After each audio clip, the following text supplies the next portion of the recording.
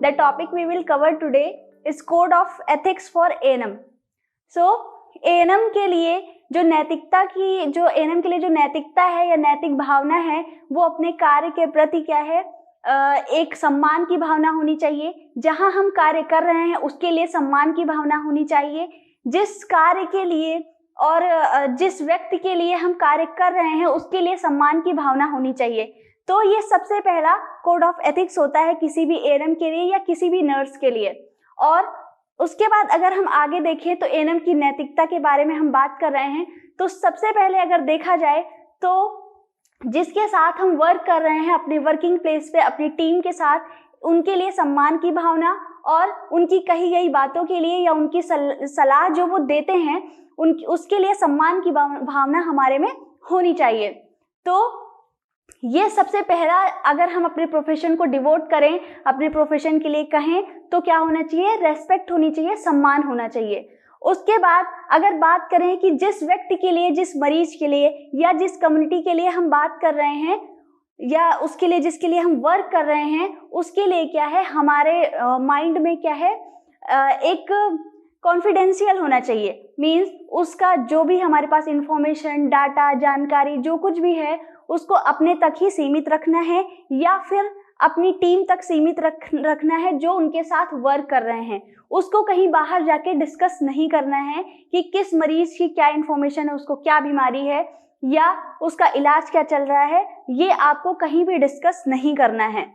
और अगर मरीज कोई उपहार या आपसे खुश होकर के कोई आपको कुछ स्पेशल गिफ्ट देता है तो वो आपको एक्सेप्ट नहीं करना है, क्योंकि आप जो वर्क कर रहे हैं उसके लिए ऑलरेडी आपको पे किया जा रहा है।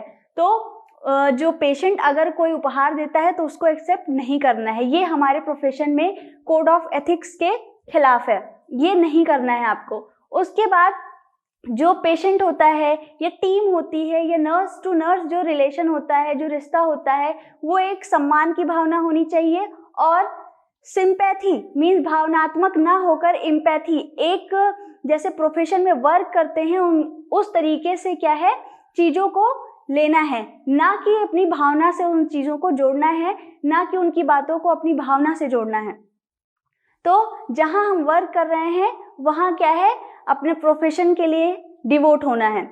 और नेक्स्ट अगर हम बात करें तो जो पेशेंट है उसको मानसिक सहायता देनी है, मीन्स साइकोलॉजिकल सपोर्ट पेशेंट को देना है। अगर जो पेशेंट है उसको कोई बीमारी है तो उसके लिए जो सही इलाज है उसको पेशेंट को बताना है।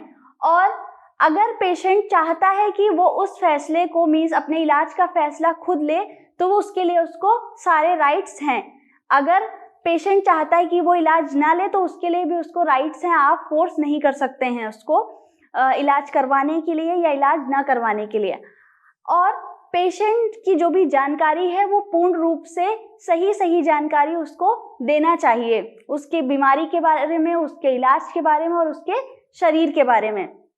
जब पेशेंट एडमिट होता है या फिर आपसे किसी भी बारे में सलाह लेता है, अपनी अगर बीमारी से जुड़ी हो गई या फिर अपनी शारीरिक किसी इन्वेस्टिगेशन से जुड़ी हो गई या फिर अगर जो उसको फर्दर जो इलाज लेना है उसके बारे में हो गई, तो वो आपको पूर्ण रूप से रिटन में, मीन्स लिख करके देना है और उसको जानकारी देने के बाद हस्ताक्षर लेना है। ये कोड ऑफ एथिक्स होता है।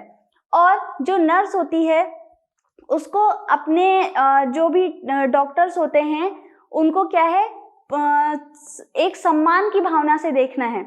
और अगर बात करें कि जब जो पेशेंट होता है वो एडमिट हुआ है और एक नर्स से दूसरी नर्स में क्या है, वो उस पेशेंट को ट्रांसफ़र करना है, तो पूर्ण तरीके से उसको सारी बात बता करके नेक्स्ट जो नर्स है उस मरीज के बारे में सारा इंफॉर्मेशन और डाटा एक रिटन में बता करके ही देना है और उस पर पूर्ण रूप से सिग्नेचर लेना है, मीन्स हस्ताक्षर लेने हैं, ताकि जो नर्स है और जो दूसरी नर्स है उससे पेशेंट का कोई भी डाटा मिसमैच ना हो या फिर जो भी जानकारी हम दे रहे हैं वो पूर्ण रूप से सही हो, गलत ना हो।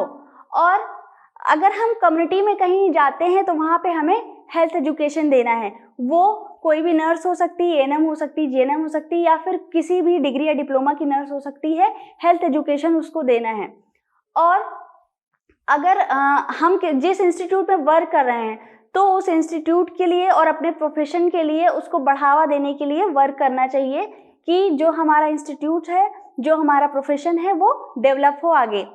और जहाँ पर हम वर्क कर रहे हैं वहाँ के इंफॉर्मेशन को कॉन्फिडेंशियल रखना है। और जहाँ पर हम वर्किंग प्लेस पे हैं, अगर वहाँ पर हमको कोई रिस्पॉन्सिबिलिटी मिलती है या फिर कोई जैसे वहाँ के ऑब्जेक्ट्स हो गए या आर्टिकल्स हो गए, सामान हो गए रखने के लिए हमें मिला है, तो उसको पूर्ण रूप से लिखित में करके और उसको रखना है और अपने सीनियर या इंचार्ज से उस पर साइन लेना है। ये हमारे कोड ऑफ एथिक्स में आते हैं। और अगर हम मान लिया अगर हम किसी कम्युनिटी में जा रहे हैं या फिर कहीं पे किसी डॉक्टर से मीट कर रहे हैं या किसी मरीज से मीट कर रहे हैं, तो कम्युनिकेशन और इंटरपर्सनल रिलेशनशिप मतलब कि बातचीत, वार्तालाप जो हम कर रहे हैं वो एक प्रोफेशन के वे में होना चाहिए। जैसे हम एक कार्यकाल में बात करते हैं किसी पर्सन से, वैसी बातें होनी चाहिए, कुछ भी पर्सनल बात नहीं होनी चाहिए। तो ये सारे कोड ऑफ एथिक्स हैं जो हमको फॉलो करना चाहिए। इससे भी हट के अगर हम बात करें, अगर हम आ जाते हैं कि नर्स और जो पेशेंट के रिलेटिव्स हैं उन पे आते हैं, उनके साथ कैसा रिलेशन होना चाहिए, तो जो नर्स होती है उनके रिलेटिव्स के साथ भी एक प्रोफेशनल वे होना चाहिए बात करने का। कोई भी ऐसे बात नहीं करना चाहिए कि जैसे वो हमारे सगे संबंधी हों। तो हमें उन्हें पूर्ण रूप से सारी जानकारी सिर्फ मरीज के बारे में देनी है, मरीज के बारे में बात करनी है। अगर हम चाहें या वो चाहते हैं तो हेल्थ एजुकेशन मतलब स्वास्थ्य शिक्षा दे सकते हैं, उसके अलावा कोई भी पर्सनल बात नहीं होती है। और अगर हम मरीज का कोई ऑपरेशन कर रहे हैं, कोई सर्जरी कर रहे हैं, तो वो करवाने से पहले मरीज के हस्ताक्षर, उनके रिलेटिव्स के हस्ताक्षर और सर्जरी होने के बाद मरीज के हस्ताक्षर और उनके रिश्तेदार, रिलेटिव्स या जो उनके साथ है उनके हस्ताक्षर होना ज़रूरी है। साथ साथ आपके भी हस्ताक्षर होना ज़रूरी है। अगर पेशेंट को किसी भी तरीके से जब पेशेंट नीड होती है, पेशेंट की जो पेशेंट नीड्स होती हैं वो हमें पूरी तरीके से फॉलो करवानी है। पेशेंट्स की नीड्स को हमें भी खुद भी फॉलो करना है कि उनको जिस चीज़ की ज़रूरत है वो हमें उनको प्रोवाइड करना है। अगर जिस चीज़ की वो इच्छा व्यक्त करते हैं या जो वो अपनी नीड बताते हैं खुद से, वो उनके लिए हानिकारक है, तो वो भी आपको उनको व्याख्या करनी है, उनको एक्सप्लेन करना है कि वो उनके लिए हानिकारक है। अगर जो पेशेंट है वो डायबिटिक है या हाइपरटेंसिव है या कैंसरस है या किसी बड़ी बीमारी से पीड़ित है, तो ये आपको सबसे डिस्क्लोज नहीं करना है।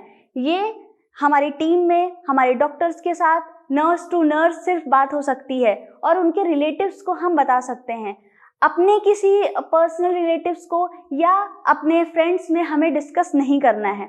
आप केस डिस्कस कर सकते हो, हाइपरटेंशन का केस डिस्कस कर सकते हो, बट उस पेशेंट का केस बता करके आप डिस्कस नहीं कर सकते हो। ये हमारे कोड ऑफ एथिक्स के खिलाफ होता है। आज मैंने आप लोगों को बताया कि कोड ऑफ एथिक्स क्या होता है। एएनएम के लिए जो होता है वही सारी नर्सेस के लिए होता है, ऐसा नहीं है एएनएम के लिए अलग होता है। बट ये मैंने जो बात किया वो code of ethics for ANM था। that is all for today's topic. This is Kirti signing off till we meet next video. Thank you.